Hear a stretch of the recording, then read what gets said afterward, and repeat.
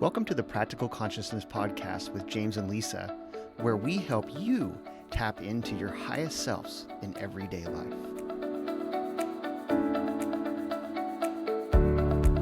Hi, welcome to Practical Consciousness, the podcast with James and Lisa. I'm James. And I'm Lisa. Welcome, listeners, and our moms. Although we've already established, my mom doesn't actually listen. I had to explain. Now, this is funny. I had to explain to my mom what a podcast was. Oh, yeah. She's like, "Are you still doing that video with Lisa?"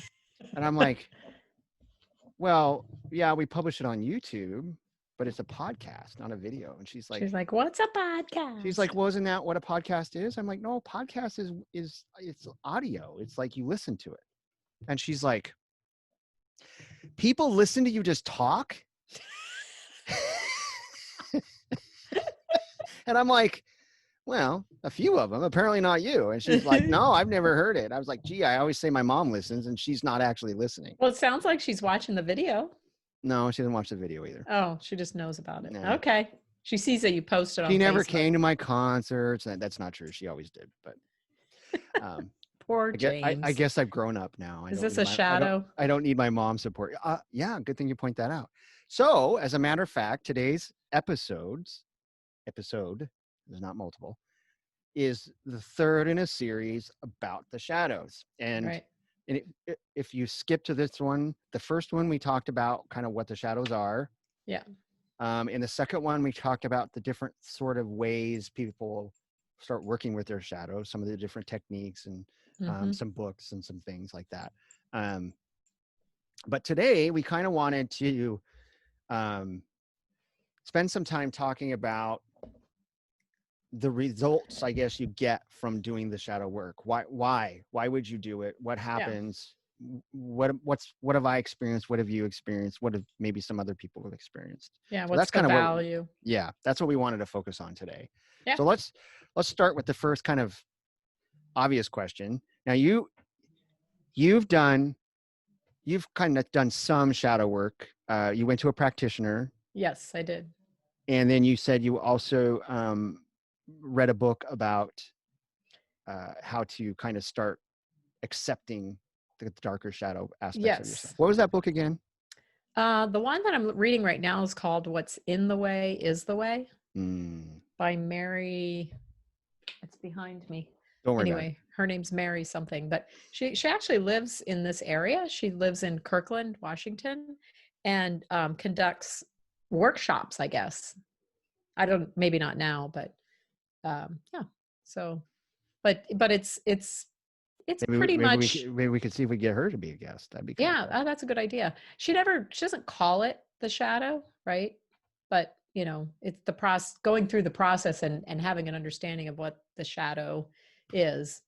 I know that's what the work is. So I know that's what I'm doing. So you've worked a little bit with a practitioner. You've read some books, but for the most part, you kind of began to scratch the surface. You haven't deep dived into your shadows per se. Yeah. And just in that little bit of work you've done, sort of like peeking at your shadows and starting to try to discover them, what would you say has resulted from just that work that you've done? So one thing is that I'm more aware of when my shadow shows up. So awareness, which always is the first step to lots of this kind of work. Yeah, of course. So lots of awareness. And then in some areas, like the one area where I worked with the practitioner, I would say probably there's no longer like sabotage coming from my shadow, like sabotaging my conscious intentions anymore in that area. So that's been really wonderful for me in just one specific area. We have multiple shadows, but in that area, because I was able to work on something very specific, I got a lot of relief from just the constant, this thing surfacing every time I was in this particular situation. This shadow would surface and it was always, painful or, was difficult to deal with. So now I feel like it doesn't come along and try to sabotage me when I have a conscious intention to, to be conscious about what I'm doing, or how I'm responding to certain things, responding instead of reacting. Mm. So yeah, it's been really good. It's been great. So what I'm hearing you say is that you were able to kind of remove a block that was getting in your way, or you were getting kind of in your own way in a certain aspect, one dimension, and that by becoming aware of that shadow, now it's in your conscious. Yeah, but not just being aware of it, also working with it. So when the shadow appears, I say, I see you. Oh. And you're welcome to be here, and you can stay as you could. You have a right to be here, and I'd love to know more about you. So you're kind of like accepting it. It's almost like when you're upset about something, and you, like, let's say I was really upset about something and I came to you, and you have different ways that you could respond to that, right? You could be like, I don't like, oh, she's too whacked out, I don't want to, and push right? That's what we do with some of our shadows. We push them away, we ignore them, we run like hell. Yeah. Or you could be very accepting and listen to me. That's going to feel better to me. So it's the same way with the shadows. It's a lot better for your shadow, because your shadow is energy, right? And that energy is going to be a lot better off if you just accept it. Yeah. And listen to it and say, I want to listen to you. Yeah, it's interesting. You make a really good point too about the working with your shadows. Is what we know as being energy coaches is we kind of know that energy needs to flow. It needs to flow, and it's problematic when it gets stopped, right, or trapped, or anytime there's resistance. And so I think it's kind of cool how you just mentioned that it's energy. Your shadow is an energy, and it's an energy that you have not allowed to flow. Right. And by saying, of course, you deserve as much to be, kind of in my forethought as any other part of me does. Yeah. You're really kind of opening up the flow of that energy again. Even if it's uncomfortable, painful energy. It's still many times it can be, right? It can be. It is, yeah. Because for sure. we're really afraid. That's why we do all this stuffing and avoiding and running away from, because we're afraid of that pain. Mm-hmm. But when you actually experience it, it's not as bad as you think. What's worse, what's more painful, is the resisting for years and years and years. Yeah, that's suffering. Yeah, causes a lot of suffering. And when you actually sit with these things and let them, it's almost like they pass through you. Then they're like, okay, now it's like it raises up. And instead of pushing it back down, you say, yeah, it's okay. You're here. Tell me more about you. Mm-hmm. Be very approach it with curiosity, very curious. And then eventually, maybe not the first time you do it, because I've got things I'm still working on that come up, repeatedly, but I'm not trying to get rid of them. I'm just being okay with it being there and being curious about it. And then eventually it just kind of like, it's almost like it feels like it just passes through you. Yeah. It seems like a lot of things when it comes to high conscious being is that a lot of it is simple, but not easy. Yeah. I mean, what you're describing is pretty simple. You're just saying, I'm not going to resist it anymore. I'm going to allow it to. But that's not easy. No, that's not easy. I mean, I remember in the beginning days when I would read stuff like that, I'm like, what the hell does that mean? Yeah. How do you do that? Yeah. Or some of the things I first read, it was like, no, I'm not. Well, no, thank you. It's funny now that you mention it. My actual first reaction to the shadow work initially was, well, I don't need that. I'm good. Right. That was a shadow. Now the ego's in the back going, got it. Got it. Got it. Snap.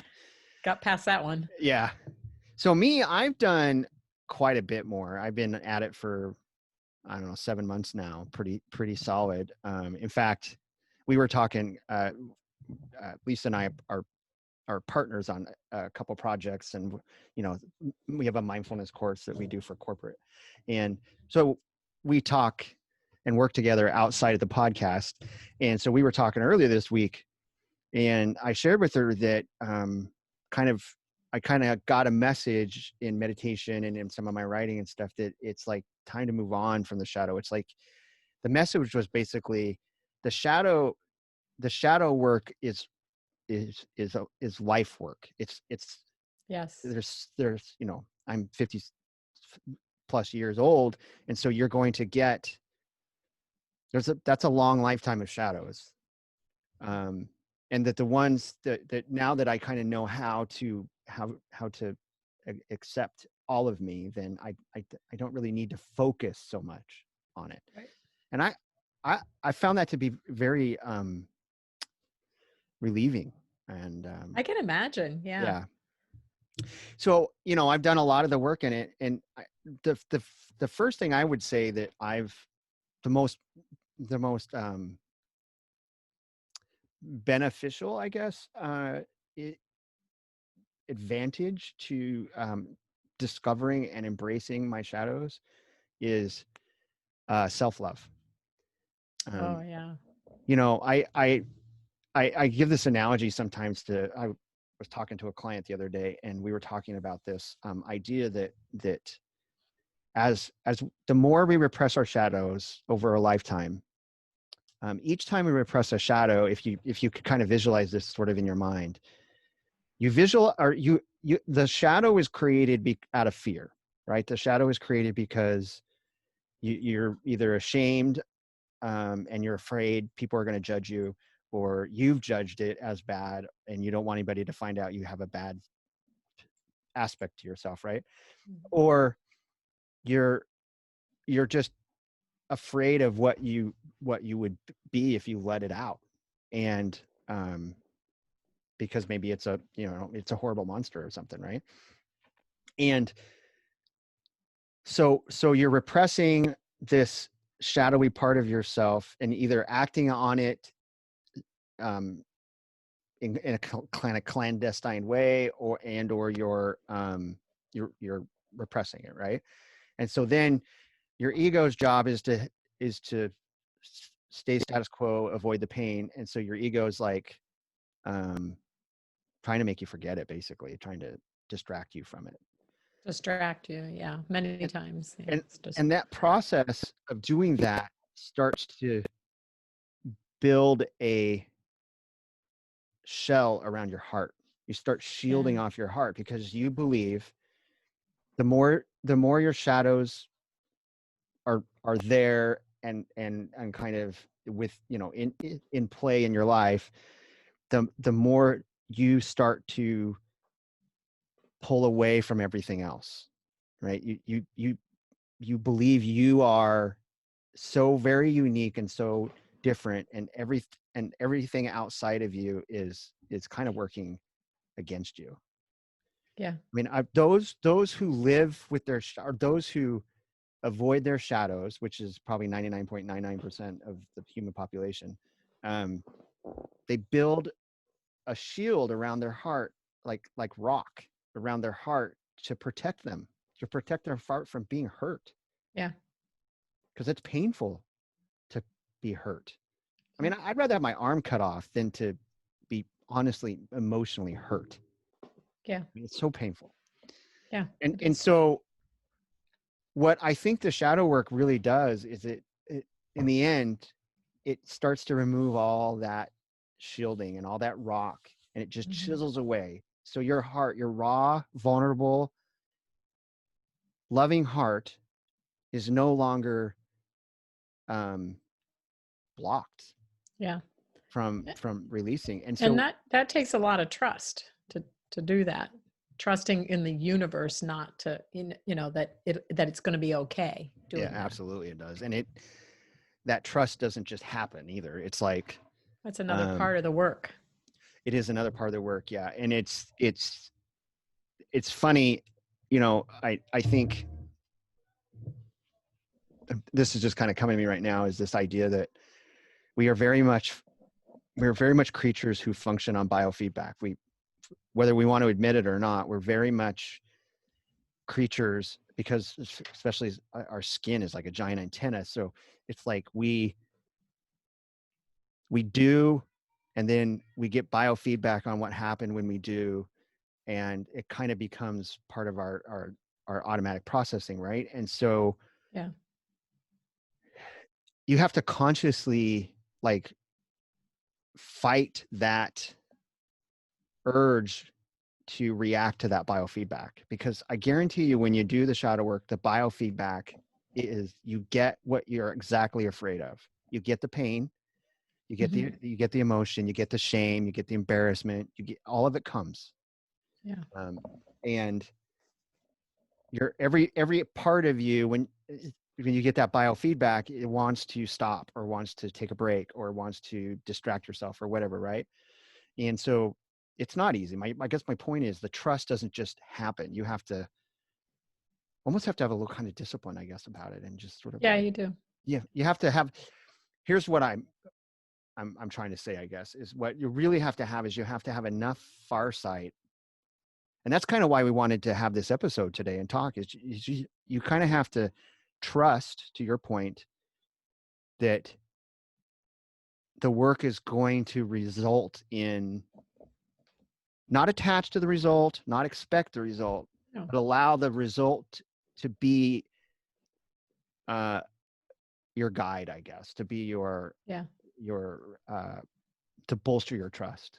Yeah. It always sounds hokey when I hear people say this, or I hear myself say it, but it's like trusting that whatever is happening in your life, whatever you're experiencing, when you're working on your shadows, or whatever, or ignoring them, it's exactly perfect for you at that moment. That's the trust, is just trusting that no matter what's happening in your life, this is exactly perfect for me right now. Yeah, No matter what choice I make.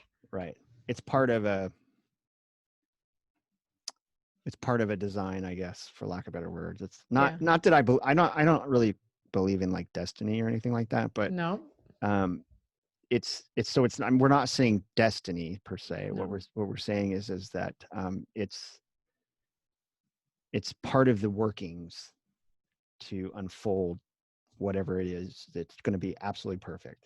Yeah. So It's it this could seem path that you're on. right. It's whatever this journey that you're on, these are the things that you're growing from. All these, however whether you're blocking or you're expanding, you're still learning, Exactly. and it's growing your spirit. So, And so yeah. for me, I would say probably the biggest benefit I've gotten is, well, I discovered I didn't have a lot of, because my heart was so like kind of lost. I mean, I'm a pretty compassionate, pretty nice guy, but Yeah, you're nice. but it always was kind of like, what's in it for me kind of a thing. Whether I consciously knew that or not, that was sort of like the main like motive for a lot of my kindness and compassion. Yeah. And now what I can look at anybody in their eyes and tell you is that my relationship with myself today is the strongest it's ever been in my life. And I can tell you it's because of the shadow work. It's because I honestly, truthfully embrace every little piece of me, every little thought, every little dream, no matter how, if I could share a dream and someone might say, that's the sickest thing I've ever heard, or that's the most, flubbed up thing that anyone has ever said to them. Yeah. And it would be like, yeah, it was to me too, actually. But now it's not. And That's wonderful. I'm never going to probably act on that, but Yeah. it's there. But yeah, it's great that it's just beautiful that you've gotten yourself to this point where you have this great relationship with yourself, to where you're not self-conscious about those things. But I will challenge you on what you said, because I would challenge you and say that probably when you were 2 years old, you had the best relationship with yourself. Oh, that's a good Like point. up until a certain point, Yeah. you actually had a better relationship with yourself than you have right now. Yeah, that's actually a pretty good point. Yeah. Yeah. Before Because my when we're ego kind of first born, yeah, when we're first born, we are open, wide open, yeah. wide open. Up until they say about 6 is when things really start to change. So then what would you say? So that's kind of the direct benefit that you and I have received from the work. What would you say it would be an indirect benefit that you've noticed since you've invested in at least some level of shadow work? What would be an indirect benefit? Indirect? I mean, obviously the teaching, like having the, I don't know if this is indirect, but now that I've had the experiences that I've had, I'm able to teach people Mm. about, it makes me a better coach, I guess. I don't know if that's indirect or not. What would be an example of indirect? I'm like, what? So indirect would be like, I'll just share one of mine is so growing and expanding love, self-love has led to an easing of the resistance, or easing of the resistance of seeing myself as part of a larger collective. Because when I was criticizing myself, ashamed of parts of me, fighting myself with, dark desires or something that I felt like I wanted, but then I was telling myself I'm bad for having it, then whether we're conscious of it or not, that again, that build up around our heart makes it hard to be caring and compassionate and loving towards anyone else. Yeah, you got to love yourself first. Can't And love so anybody. so till you then you love yourself. definitely view the world as us and them, right? It's me against the world. Me against the world. Yeah. And really the world is me. And so Yeah, that's right. once I was able to start falling in love with myself, and I know that sounds sort of like arrogant, but hopefully everyone gets what I mean by that. Anybody listening to this podcast gets that. And so once I was able to do that, then all of a sudden I started being much authentically generous and compassionate with other people because they were me. Yeah. So I call that an indirect benefit. I mean, the direct benefit is self-compassion, self-love, self-care. And the indirect result was everything that comes from that. Yeah, starting to embrace the collective consciousness, I guess. Yeah. Okay. But what's really interesting about that is, and this is something relatively new now, and that's why I think my guidance is to move on, is because I'm starting to feel the pain of the shadow, of the collective shadow. So like maybe there was a shadow of arrogance in me that now I can embrace and love and accept, but now I'm feeling the discomfort of the collective arrogance. Well, there's definitely collective shadow lurking about where we're all experiencing it, like with racism. That's the big one right now. So yeah. Well, the big granddaddy shadow, we call it the what do we call it? The grandpapa, grandmama, whatever, gremlin. Well, the grandpapa, grandmama, gremlin, collective gremlin. I don't know what I want to say. Let's say that 10 times real fast. Is is really it's really judgment. It's simply look at our world today, at least in the United States. Everything is politicized, like literally everything. Everything is two-sided. It's either conservative or it's liberal, and that's it. And everything, like, you know, everything. Seems like it. It's Yeah. all politicized, and that's ego and that's judgment, right? I mean, so one side's right, one side's wrong, and the other side thinks the other side's wrong and the other side's right. And So we have a huge collective shadow. Yeah. that could be, you know what, that could be like a whole episode right there. Yeah, it could.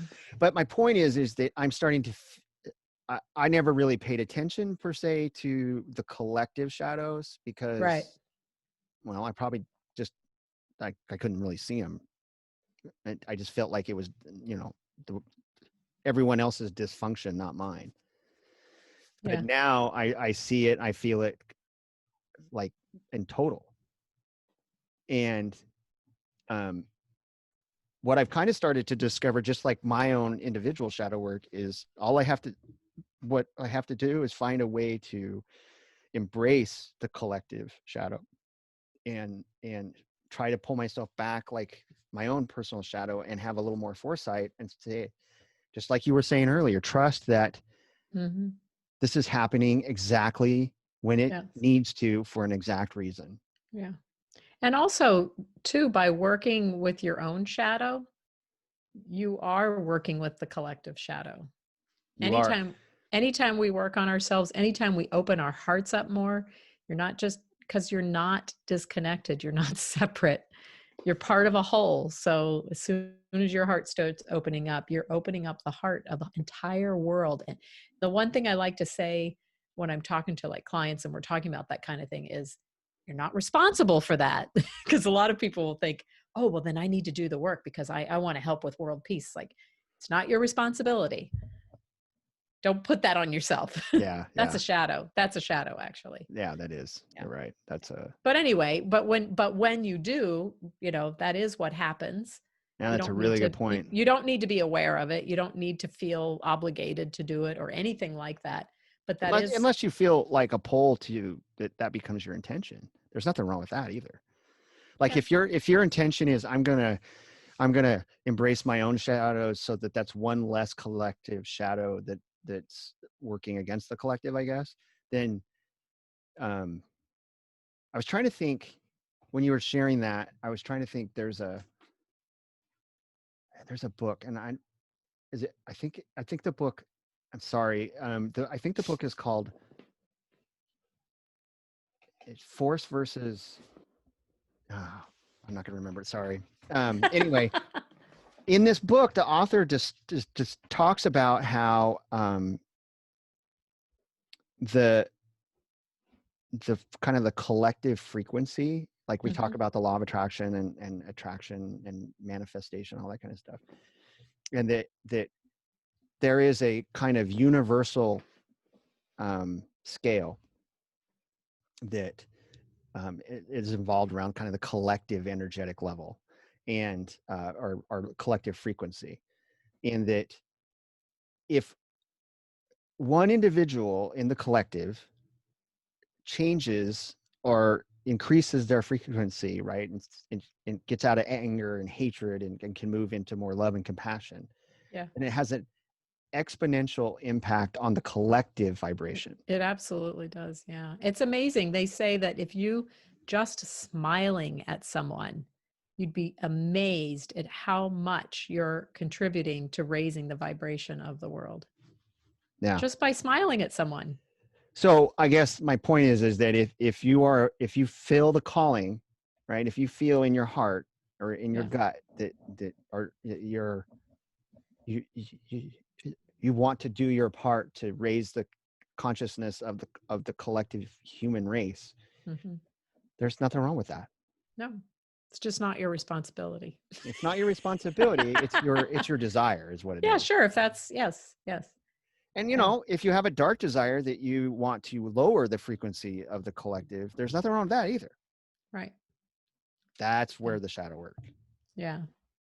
Yeah, so there's lots of books that you could I guess we did that last time. We talked about some books that people could look at. That What's in the Way is the Way is a great book. It doesn't refer to the shadow directly, but it's a great book that does actually work you through recognizing your shadows and then working with your shadows. So yeah. And then before we signed off today, I wanted to share with you one other, like I think, probably equal to the self-compassion and self-love, is the really kind of powerful benefit is you just don't get bothered as much by things. It's like, Yep. Can I look at you honestly in your eyes right now and say I'm never triggered by anything anymore? No, because that would be a lie. Yeah. But what I can tell you is I'm triggered by substantially less things. And the indirect benefit of not being bothered by everything is I start to see the reality more. So I would say when you live in your shadow and your subconscious is avoiding the shadow, that becomes your motivation in most everything. Yeah. Is to avoid the shadows. And so there's all kinds of, we're going to do an episode where we're going to talk about guides and angels and synchronicities and how to be guided and all that kind of stuff. And I think so many people miss so many important messages from that process because they're just so focused on avoiding their shadows. It's because they're listening to what's going on up here. This dialogue, that's running constantly up here. It's to help you avoid your shadows. Yeah. Right. Distracting you. Yeah, distracting you. And so now what I've started to notice is, someone cuts me off in traffic. I always use that analogy. It doesn't tick me off, but then I notice the reality is that maybe this individual, I'm just using this as one example, this individual is driving so aggressively because they're harried or what, I can't really know the reason, but I can do my part to support their safety so I'll just give you driving for me is one of my hottest buttons. I imagine for a lot of people that's the truth. Yeah, it is. But in the past, and my wife would tell you, because it always frustrated her, is somebody would cut me off, like push their way in, and of course my immediate message is, oh, I guess rules don't apply to you, and you're obviously much more important than I am. Now again, there's that shadow of arrogance. Yeah. Right. And so they're being arrogant in my mind. Therefore, I'm pissed. And so how do I match it? I become arrogant. Yeah. Right. I make a point to work so hard to get around them so I can cut them off. Ooh. And then when they flip me off, I'm satiated. Wow. That dark desire. Yeah. Yeah. Okay. So now what happens? Someone cuts me off. I'm not kidding. This just recently happened. Someone cuts me off. Now, driving around in a fifth wheel really helps in this area too. But they cut me off, and I literally there's not even a thought about selfishness or arrogance or none of those thoughts even enter the head. That's where my point is they're kind of gone. Mm-hmm. But and then I look at the situation just like I just said. I try to look at it with compassion and caring and consideration, and I'll either back off and give them plenty of room. Yeah, right. That's what I do now. Or what I've done sometimes in the past is, like, maybe they've gotten pinned, they cut me off and now they're pinned and traffic's flowing in the other lane or whatever better. I'll actually get over in the other lane and hang back and let them move up in front of me so that they can get that gap as they continue to try to move. Yeah. And that's just, to me, that's just one example, a simple, most day-to-day life example of not being triggered and pissed off by what Yeah. other people are doing and no longer being a victim. It feels so much better, right? It feels It- so much better. I can't even describe how much better it feels. Yeah. I mean, if someone would have said to me, do this shadow work so that you can not get pissed off at people, I would look at them and go, no, why would I do that? That juice is not worth the squeeze. Right. Yeah. But I'm here to tell you, and the listeners will have to take my word on this, is that it is huge. Yeah. It is so much more enjoyable to live this life when you're not so pissed off at everybody all the time. Yeah. Just try it. Just try it with something little. Yeah, just try it with something little. See what you. Okay, so time flew by again today. I mean, I could talk shadow. Like I could make a whole podcast out of talking about the shadow. I am so grateful that You've done 3. Oh, you meant I meant a whole podcast on Okay. just working with your shadows. But Yeah. yeah, we're grateful for the listeners for hearing our stories about our shadows and what the shadows are, and hopefully it encourages just even one of you to do the work and put in the work and change the collective vibration. Yeah. You know, Change your own, but change the collective too.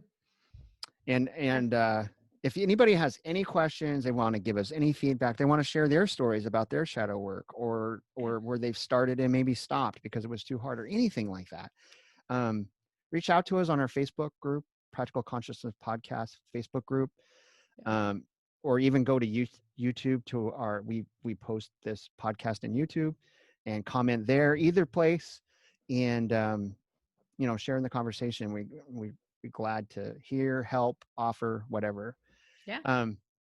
Also, we don't necessarily, Lisa doesn't necessarily do shadow work as a practitioner, nor necessarily do I, but I'm starting to dabble in Yeah, there. but we work with shadow a lot. Yeah. And so if anybody wants to start working on that in a kind of a less heavy way, like in a kind of a traditional kind of coaching role, or coaching client role. We're both would love to help anybody who needs that help. Absolutely. You can go to fountainheadcoaching.com for me. And what's your?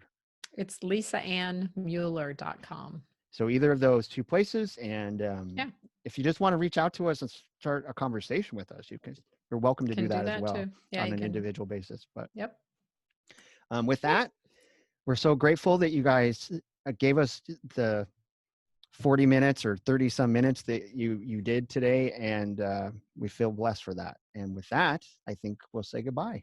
Bye-bye. Thank you for listening.